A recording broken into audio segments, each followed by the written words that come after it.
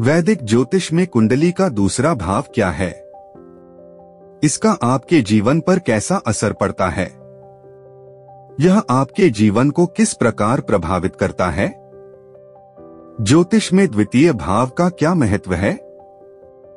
इसके साथ ही द्वितीय भाव में अन्य ग्रहों के बैठने से क्या प्रभाव पड़ता है?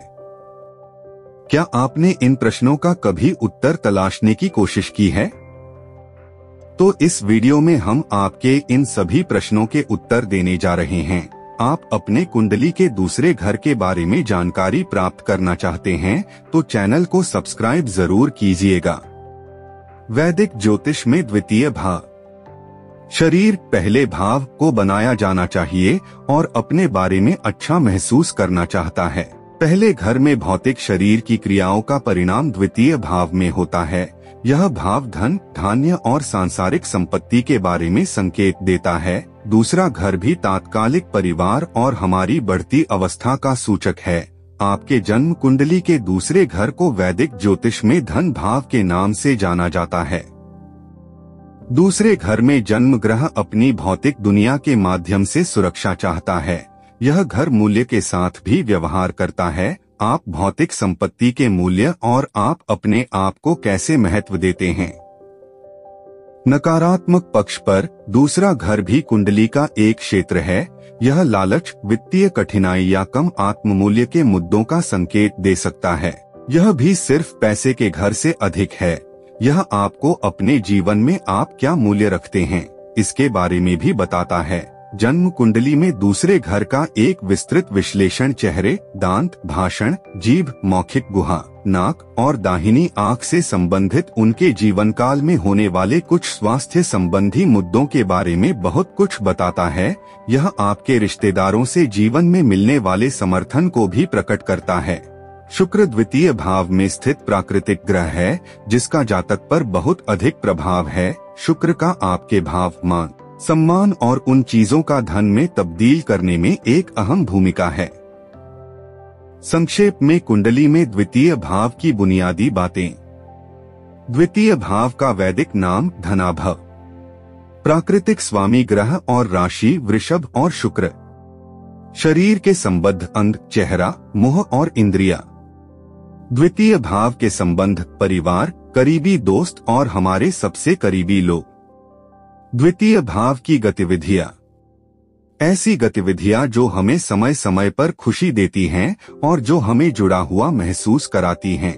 रिश्तेदारों और दोस्तों के साथ हंसी ठिठोली करना, बातचीत करना दूसरे घर की गतिविधियों के सभी संकेत हैं।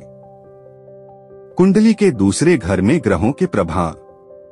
द्वितीय भाव में सूर्य। कुंडली में दूसरे घर में सूर्य ग्रह की उपस्थिति धन, परिवार, मूल्यों और दुनिया की अन्य स्थिर संरचनाओं के लिए कारक ग्रह है।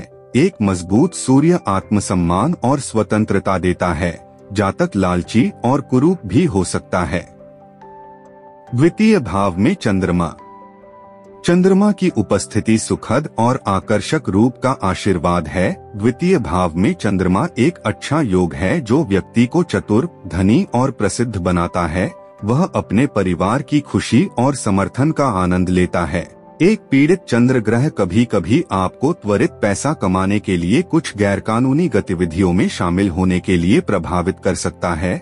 वहाँ भी असंगत भाषण और आदतों, यहाँ तक कि खाद्य व्यसनों की समस्याएं हो सकती हैं। द्वितीय भाव में बृहस्पति। द्वितीय भाव में इस शुभ ग्रह की उपस्थिति आपकी सहायता करेगी। बृहस्पति ग्रह आपको एक अच्छा व्यवसायी भी बनाता है। इस ग्रह की शुभ स्थिति या योग के कारण धन, सुख और सम्मान आपके पास आसानी से आ जाएगा। आप एक अच्छे व्यवसायी भी हो सकते हैं। यदि बृहस्पति दोवें घर में पीड़ित है तो आपको वित्तीय समस्याओं के साथ साथ शैक्षिक मार्ग में बाधाओं का सामना करना पड़ सकता है। आप स्वार्थी और आत्म केंद्रित हो सकते हैं। द्वितीय भाव में शुक्र। द्वितीय भाव में शुक्र ग्रह आसानी से धन, समर्थन और जातक के लिए आराम का संकेत देता है। आप अपने धन और समाज में मान और प्रतिष्ठा बढ़ाने में सक्षम होंगे। आप व्यवसायों के माध्यम से लाभ कमा सकते हैं। जब शुक्र इस घर में पीड़ित होता है तो यह आपको अनावश्यक चीजों पर अत्यधिक खर्च कर सकता है, जो आपको परेशानी में डाल सकता है। द्वितीय भाव में मंगल। द्वितीय भाव में मंगल ग्रह स्थिति जातक को बहुत आत्मविश्वासी, महत्वाकांक्षी और स्वतंत्र बनाएगी। आप धनवान होंगे और निष्पक्ष और कठिन परिश्रम से धन कमाने पर ध्यान केंद्रित करेंगे। इस घर में मंगल का मालेफिक प्लेसमेंट आपके अशिष्ट और आक्रामक रवैये का कारण हो सकता है। द्वितीय भाव में बुध। शुभ बुध आपको एक दयालु और सौम्य स्वभाव वाला व्यक्ति बना देगा। आप बुद्धिमान और कुशल होंगे और घटनाओं के प्रबंधन और आयोजन में अच्छे होंगे। आप अपनी बुद्धि का उपयोग पैसे कमाने के लिए करेंगे और जीवन में प्रगति और सफलता प्राप्त करेंगे।